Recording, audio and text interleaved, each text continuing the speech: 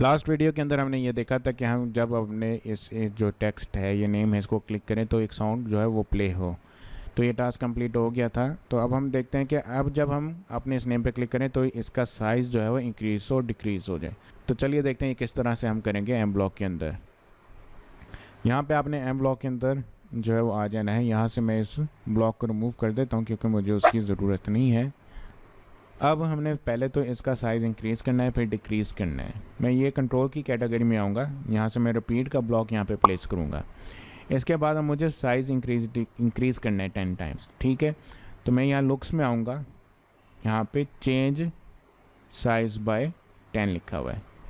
अच्छा, ये जो चेंज साइज़ बाय 10 आगे पॉजिटिव वैल्यू है तो इंक्रीज़ करेगा, कि यहाँ पे मैं नेगेटिव वैल्यू एंटर करता हूँ तो डिक्रीज़ करेगा। अब होगा क्या कि जब मैं इसको अपने टेक्स्ट को क्लिक करूँगा तो ये वाला ब्लॉक रन होगा, उसके बाद फिर इस ब्लॉक में आएंगे, ये रिपीट लूप है, ठीक है। तो चेंज साइज़ बाय 10 यानी साइज़ में 10 की वैल्यू वो ऐड कर देगा, उसके बाद फिर ऊपर आ जाएगा और फिर दोबारा 10 की वैल्यू ऐड करता जाएगा, ठीक है ना।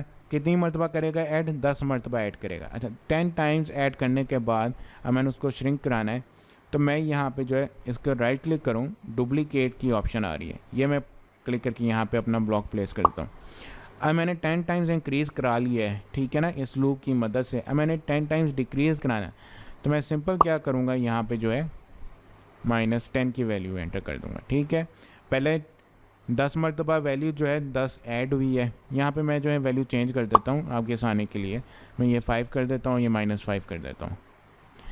अब क्या होगा कि 10 मरतबा जो है 5 की वैल्यू ऐड हुई है टेक्स्ट के साइज़ में, और उसके बाद जब ये 10 मरतबा होगी लूप हमारा, क्योंकि 10 की लिमिट लगाई हुई थी, उसके बाद ये नेक्स्ट लूप में आ जाएगा और अब 10 मरतबा जो है वैल्यू -5 से डिक्रीज़ करेंगे, -5 यानी एक तरह से ऐड करेंगे।